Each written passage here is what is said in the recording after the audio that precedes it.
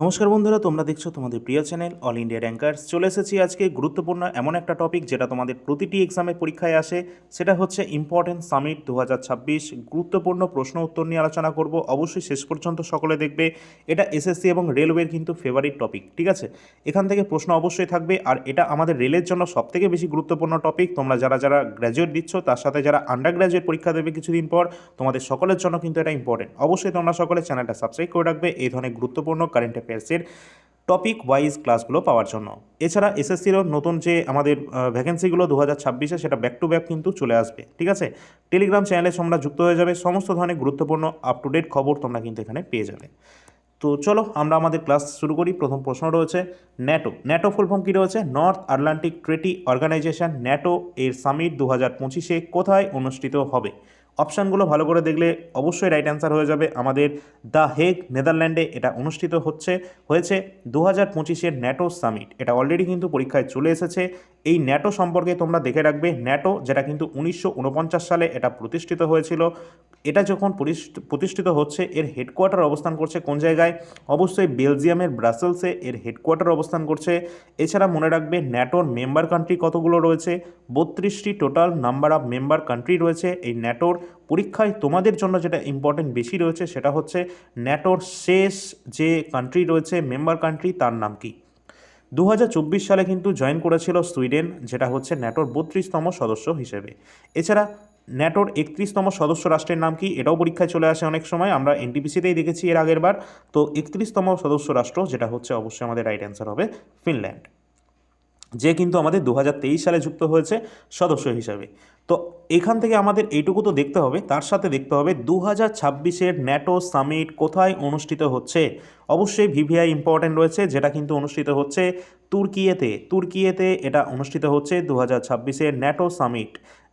এই যে তুর্কি রয়েছে, এর আগের নাম ছিল তুর্কি কিন্তু নাম পরিবর্তন করে নতুন নাম হয়েছে তুর্কি, ঠিক আছে? চলো পরবর্তী প্রশ্ন দেখি। ভালো লাগলে একটা লাইক কিন্তু অবশ্যই করে রাখবে, চ্যানেলটা সাবস্ক্রাইব করে রাখবে অবশ্যই, ঠিক আছে? আর আজকে যে ক্লাসের পিডিএফটা না উইথ সলিউশন তোমরা কিন্তু আমাদের অ্যাপে পেয়ে যাবে, আর অ্যাপের লিঙ্ক ভিডিওর ডিসক্রিপশনে তোমরা পেয়ে যাবে, যেটা প্লে স্টোর থেকে তোমরা অল ইন্ডিয়া র্যাঙ্কার সার্চ করলেও পেয়ে যাবে। পরের প্রশ্ন, এআই ইম্প্যাক্ট সামিট 2026 কোন দেশ আয়োজন করছে? এটা অত্যন্ত গুরুত্বপূর্ণ প্রশ্ন, পরীক্ষায় কিন্তু চলে আসবে।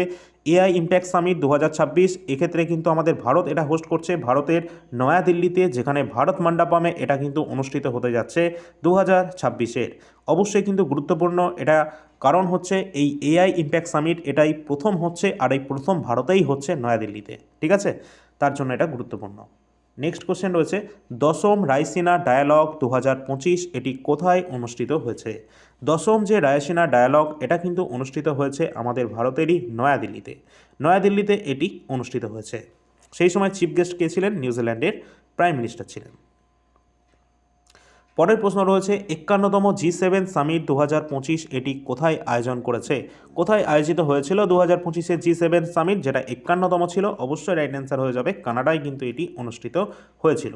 তো এই সাথে সাথে আমাদের দেখে নিতে হবে পরবর্তী প্রশ্ন আমরা দেখব। আচ্ছা, এখান থেকে তোমরা আরেকটা জিনিস দেখবে, এই যে G7 সামিট রয়েছে, যেটা কিন্তু 52তম G7 সামিট, যেটা এই বছর 2026-এ, এটা কোথায় হবে?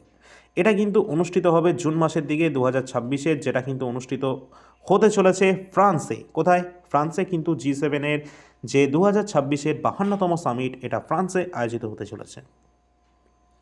পরের প্রশ্ন, ওয়ার্ল্ড গভর্নমেন্ট সামিট 2026 কোন শহরে এটি আয়োজন হতে চলেছে? তো কোন শহরে আয়োজিত হতে চলেছে world government summit 2026? Right answer দুবাইতে কিন্তু এটি অনুষ্ঠিত হতে চলেছে। এটা অলরেডি হয়েছে, ঠিক আছে? পরের প্রশ্ন রয়েছে বায়োফ্যাট 2026 কোন দেশকে কান্ট্রি অফ দ্য ইয়ার হিসাবে ঘোষণা করা হয়েছে? অত্যন্ত ইম্পর্টেন্ট প্রশ্ন হতে পারে, কারণ এটা কিন্তু আমাদের ভারতকেই কিন্তু করা হয়েছে কান্ট্রি অফ দ্য ইয়ার। বায়োফ্যাট 2026 এখানে ঘোষণা করা হয়েছে ভারতকে, অবশ্যই ইম্পর্টেন্ট।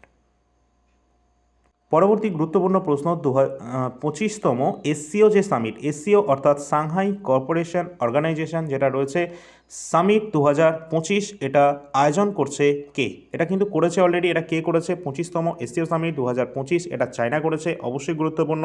এখান থেকে পরীক্ষার জন্য ইম্পর্ট্যান্ট রয়েছে সাংহাই কোঅপারেশন অর্গানাইজেশন, যেটা প্রতিষ্ঠিত হয়েছিল 2001-এর 15ই জুন 2001-এ এটা প্রতিষ্ঠিত হয়েছে, যার সদর দপ্তর হেডকোয়ার্টার অবস্থান করছে চীনের বেজিং শহরে এসসিওর যে হেডকোয়ার্টার অবস্থান করছে, তোমরা এর যে অর্গানাইজেশন সাংহাই, মানে নাম শুনেই বুঝতে পারছো এটা একটা চায়না বেসড একটা সংস্থা রয়েছে, ইন্টারন্যাশনাল অর্গানাইজেশন রয়েছে এটি, যেখানে কিন্তু ভারতও কিন্তু এর সদস্য রয়েছে।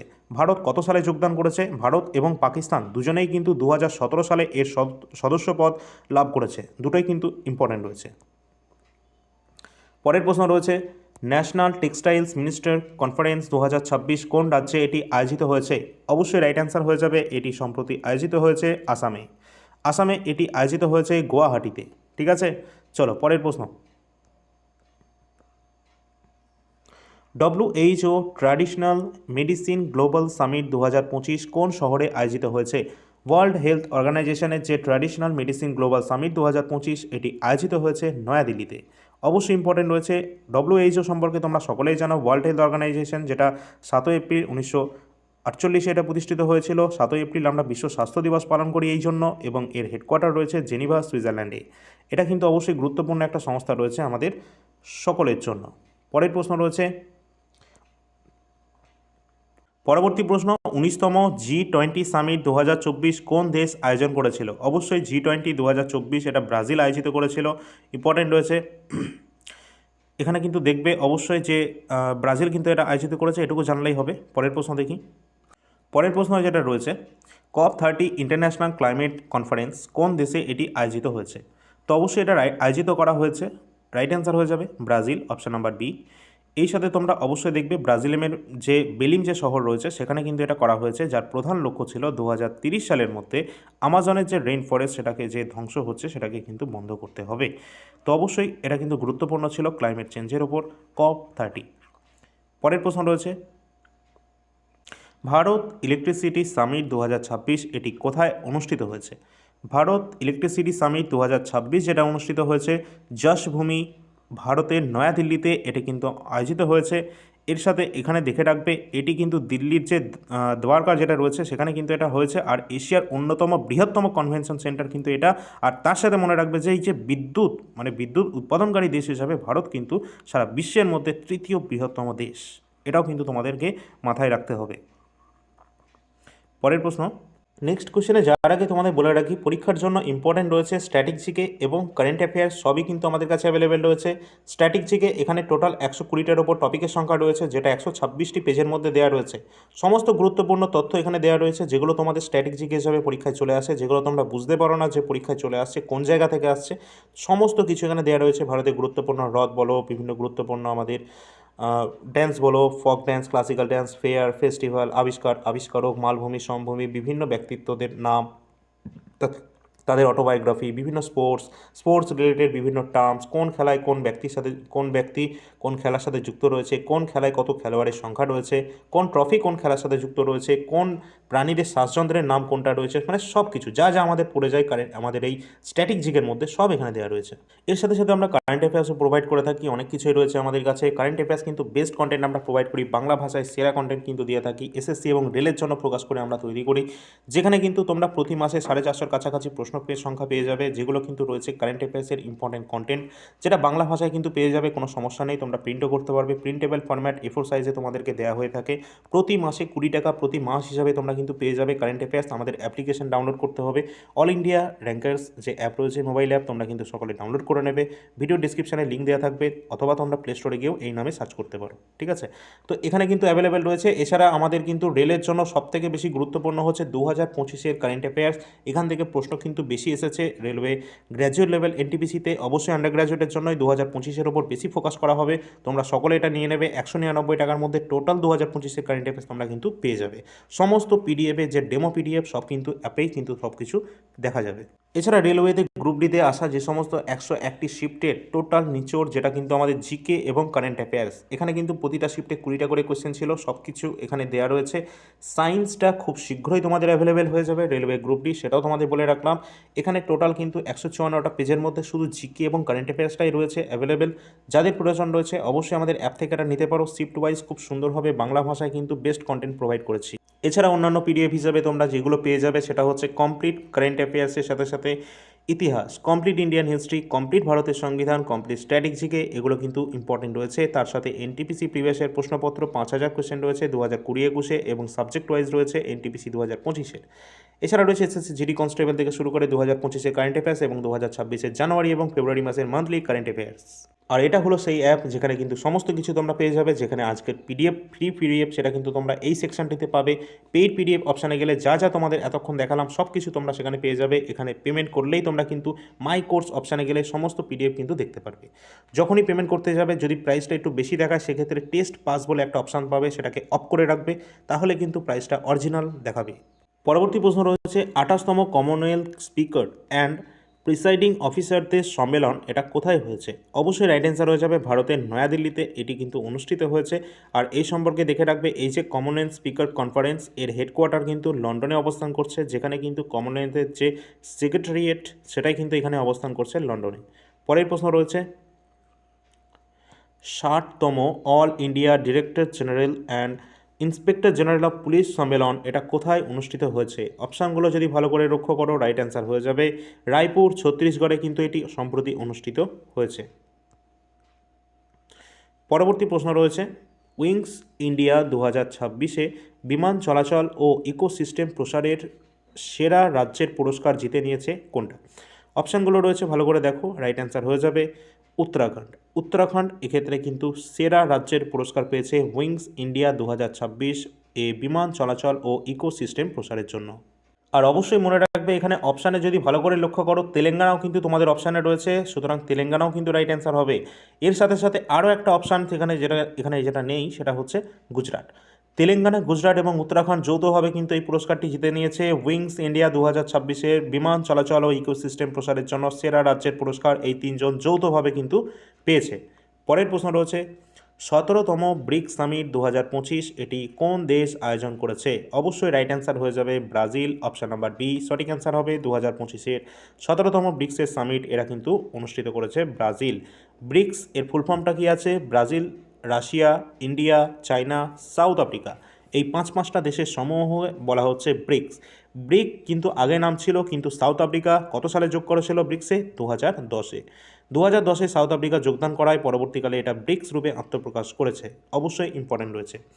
এই যে এটা এখান থেকে একটা দেখে রাখবে, এই ব্রিক্সের কিন্তু একটা ব্যাংক রয়েছে, সেটা হচ্ছে এনডিবি, নিউ ডেভেলপমেন্ট ব্যাংক যেটা রয়েছে, এটা কিন্তু এনডিবি ব্যাংক। এটা হেডকোয়ার্টার কোথায় অবস্থান করছে? চীনের সাংহাইতে অবস্থান করছে এই এনডিবি, যেটা ব্রিক্সেরই একটি ব্যাংক, যার হেডকোয়ার্টার সাংহাই, চায়নাতে অবস্থান করছে। পরের প্রশ্ন আছে এআই অ্যাকশন সামিট 2025 কোন দেশে আয়োজিত হয়েছে? এআই অ্যাকশন সামিট 2025 এটি আয়োজিত হয়েছে ফ্রান্সে। অপশান নাম্বার সি ফ্রান্স আমাদের সঠিক অ্যান্সার হয়ে যাবে। 2024 সালে প্রথম সংস্করণ যেটা হয়েছিল সেটা কিন্তু লন্ডনে হয়েছিল। ঠিক আছে, চলো পরের প্রশ্ন। ষষ্ঠ বিমস্টেক এটা কিন্তু, ঠিক আছে, বিমস্টেক সামিট 2025 এটা কোন দেশে আয়োজিত হয়েছে? তো কোন দেশে হয়েছে বিমস্টেক সামিট? অবশ্যই রাইট অ্যান্সার হয়ে যাবে থাইল্যান্ডে এটি অনুষ্ঠিত হয়েছে। আর বিমস্টেক যেটার আমাদের হেডকোয়ার্টার অবস্থান করছে, সেটা বাংলাদেশের ঢাকাতে কিন্তু এর হেডকোয়ার্টার অবস্থান করছে, যেটা প্রতিষ্ঠিত হয়েছিল 1997-এর দিকে। ঠিক আছে, আর থাইল্যান্ড কিন্তু 2025-এর এর আয়োজন করেছে। পরের প্রশ্ন ওয়ার্ল্ড সাস্টেনেবল ডেভেলপমেন্ট সামিট 2026 কোথায় অনুষ্ঠিত হয়েছে? ওয়ার্ল্ড সাস্টেনেবল ডেভেলপমেন্ট সামিট এটা নয়াদিল্লিতে অনুষ্ঠিত হয়েছে। নয়াদিল্লি, অপশান নাম্বার বি আমাদের সঠিক অ্যান্সার হয়ে যাবে। পরের প্রশ্ন অষ্টম ইন্টারন্যাশনাল সোলার যে অ্যাসেম্বলি 2025 এটা কোথায় অনুষ্ঠিত হয়েছে? অবশ্যই রাইট অ্যান্সার হয়ে যাবে নয়াদিল্লিতে এটি কিন্তু অনুষ্ঠিত হয়েছে। অবশ্যই এখান থেকে দেখে রাখবে যে ইন্টারন্যাশনাল সোলার অ্যালায়েন্স, এই যে ইন্টারন্যাশনাল সোলার অ্যালায়েন্সের হেডকোয়ার্টার কিন্তু অবস্থান করছে আমাদের ভারতে। একমাত্র আমাদের আন্তর্জাতিক সংস্থা যার হেডকোয়ার্টার ভারতে অবস্থান করছে সেটা হচ্ছে এই ইন্টারন্যাশনাল সোলার অ্যালায়েন্স, যেটার হেডকোয়ার্টার গুরুগ্রামে অবস্থান করছে হরিয়ানাতে। ঠিক আছে, অবশ্যই ইম্পর্টেন্ট রয়েছে এটা। পরের প্রশ্ন পরবর্তী রয়েছে আমাদের গ্লোবাল টেকনোলজি সামিট 2025-এর নবম সংস্করণ কোথায় অনুষ্ঠিত হয়েছে? এর নবম সংস্করণ যেটা অনুষ্ঠিত হয়েছে নয়াদিল্লিতে এটি অনুষ্ঠিত হয়েছে। পরের প্রশ্ন রয়েছে international conference on democracy and election ম্যানেজমেন্টের প্রথম সংস্করণ এটি কোথায় হয়েছে? এটিও কিন্তু আমাদের নয়াদিল্লিতে অনুষ্ঠিত হয়েছে। অবশ্যই রাইট অ্যান্সার হয়ে যাবে অপশান নাম্বার বি।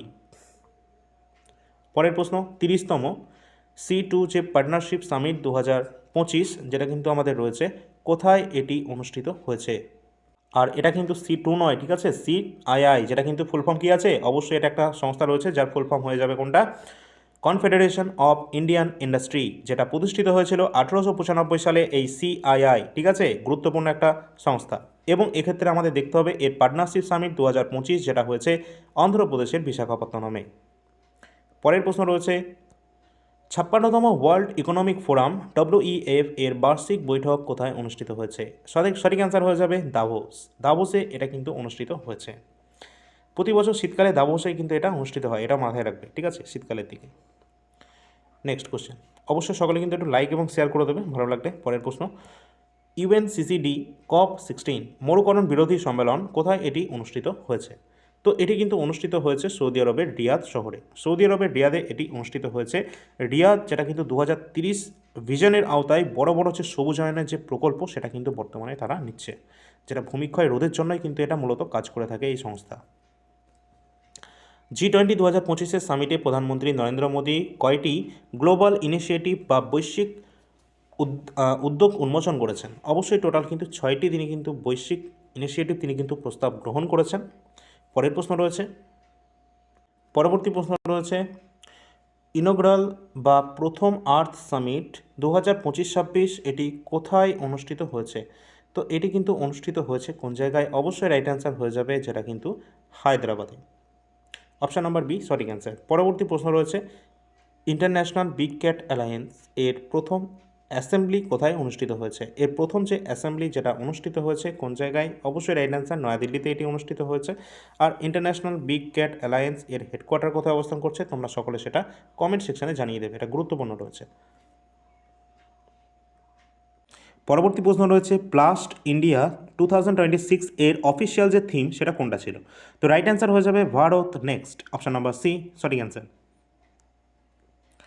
পরের প্রশ্ন রয়েছে 11তম ইন্ডিয়া ইন্টারন্যাশনাল সায়েন্স ফেস্টিভ্যাল 2025 এটি কোথায় হয়েছে? অবশ্যই এটা পঞ্চকুলা হরিয়ানাতে কিন্তু এটি অনুষ্ঠিত হয়েছে। পরবর্তী প্রশ্ন রয়েছে 20তম G20 সামিট যেটা কিন্তু 2025 এটা কোথায় আয়োজিত হয়েছিল? অবশ্যই দক্ষিণ আফ্রিকায় কিন্তু এটা 2025-এ কিন্তু G20টা আয়োজিত হয়েছিল। পরবর্তী প্রশ্ন রয়েছে গালফুড 2026 কোন শহরে এটি আয়োজিত হয়েছে? অবশ্যই দুবাই, সঠিক অ্যান্সার হয়ে যাবে option number B. Next question 46তম এবং 47তম আসিয়ান সামিট 2025 এটি কোথায় হয়েছে? 46 এবং 47তম আসিয়ান সামিট 2025 যেটা কিন্তু অবশ্যই কুয়ালালামপুর মালয়েশিয়া আমাদের সঠিক অ্যান্সার হয়ে যাবে। অবশ্যই এক্ষেত্রে মনে রাখবে যে আসিয়ানের যে সদস্য দেশ যে 10টি রয়েছে এখানে কিন্তু অবশ্যই মনে রাখতে হবে ভারত কিন্তু আসিয়ানের কোনো রকম সদস্য দেশ কিন্তু নয়। পরের প্রশ্ন এখানে রয়েছে অল ইন্ডিয়া TDS অর্থাৎ tax deduction at source conference কোথায় আয়োজিত হয়েছে? এটি কিন্তু আয়োজিত হয়েছে আমাদের ভারতেরই মধ্যপ্রদেশের ভোপালে। অবশ্যই মধ্যপ্রদেশের ভোপাল, যেটা কিন্তু মধ্যপ্রদেশের রাজধানী রয়েছে। তো অবশ্যই এই পর্যন্ত আমাদের প্রশ্নগুলো ছিল। যদি ভালো লাগে একটা লাইক করে দেবে এবং শেয়ার সাবস্ক্রাইব করে রাখবে। পিডিএফটা পাওয়ার জন্য অবশ্যই আমাদের অফিসিয়াল অ্যাপ ডাউনলোড করে রাখবে, সেটা রেজিস্টার করে তারপর তোমরা লগ ইন করবে। ফ্রি পিডিএফ সেকশানে প্রতিদিনের ক্লাসের পিডিএফ কিন্তু সেখানে তোমরা পেয়ে যাবে। আরেকটা কথা, তোমরা যারা অবশ্যই বলবে যে তোমাদের চ্যাপ্টার ওয়াইজ বা টপিক ওয়াইজ কারেন্ট অ্যাফেয়ার্সের কোন টপিক আর প্রয়োজন রয়েছে, ঠিক আছে। এটা যেমন ইন্ডেক্স বিভিন্ন আমাদের সামিট থেকে ছিল, আর একটা আমাদের প্রশ্ন পরীক্ষায় আসে সেটা হচ্ছে বিভিন্ন ভেরিয়াস ইন্ডেক্স। এটাও কিন্তু তোমাদের কভার করে দেওয়া হবে, বিভিন্ন ইন্ডেক্সে ভারতের র্যাঙ্ক কত রয়েছে অন্যান্য প্রতিবেশী দেশ বা অন্যান্য দেশের তুলনায়। এখান থেকে একটা কোশ্চেন থাকে, এই টপিকটা খুব শীঘ্রই করে দেওয়া হবে, অ্যাপয়েন্টমেন্টটাও করে দেওয়া হবে। এই দুটো টপিক ছাড়া আর কোন কোন টপিক তোমাদের প্রয়োজন রয়েছে কারেন্ট অ্যাফেয়ার্স থেকে অবশ্যই সেটা কমেন্ট সেকশনে একটু জানিয়ে দিলে ভালো হবে। পরবর্তী টপিক কিন্তু সেই টপিকের ওপরই থাকবে। আর অবশ্যই তোমরা যারা অনেকে কিন্তু বলছিল যে আর্মি অগ্নিবীরের জন্য, তো যাদের কিন্তু প্রয়োজন রয়েছে তোমাদের সকলকে বলে রাখি, এই যে স্ট্যাটিক জিকের যে পিডিএফটা রয়েছে না, আর্মি যে অগ্নিবীর রয়েছে বা আর্মি এয়ারফোর্স নেভি আমাদের যে সমস্ত ডিফেন্স রয়েছে সেই ডিফেন্সের কিন্তু সমস্ত ক্ষেত্রেই কিন্তু এই যে স্ট্যাটিক জিকে বইটা রয়েছে এটা কিন্তু সকলের জন্য কিন্তু হেল্প করবে। এখানে যা প্রশ্ন উত্তর রয়েছে, যা তথ্য রয়েছে সেটা কিন্তু সমস্ত এক্সামের জন্য ইম্পর্ট্যান্ট। এছাড়া তোমরা ইতিহাস বা সংবিধান সেগুলো কিন্তু আলাদা করে নিতে পারো, যদিও খুব একটা প্রয়োজন পড়বে না। এই স্ট্যাটিক জিকে এটা কমপ্লিট করলেই কিন্তু তোমাদের ম্যাক্সিমামটাই কিন্তু ক্লিয়ার হয়ে যাবে। তো এই সমস্ত পিডিএফ তো আমাদের কাছে রয়েছে, যার যারা প্রয়োজন রয়েছে কারেন্ট অ্যাফেয়ার্স ফোল্ডারে গেলে কারেন্ট অ্যাফেয়ার্স সমস্ত কিছু পেয়ে যাবে 2025-26 সবই এখানে কিন্তু সব আপডেট হয়ে যাবে। এছাড়া জিকে জিএসের মধ্যে যা যা দেখালাম তোমাদের স্ট্যাটিক জিকে, ইতিহাস, সংবিধান সবই পাবে। এছাড়া প্রিভিয়াস ইয়ার প্রশ্নের মধ্যে আমাদের এসএসসি জিডি কনস্টেবল থেকে শুরু করে এনটিপিসি, রেলওয়ে, গ্রুপ ডি সবই কিন্তু এখানে পেয়ে যাবে তোমরা। তো চলো পরবর্তী ক্লাসে দেখা হচ্ছে। ধন্যবাদ সকলকে।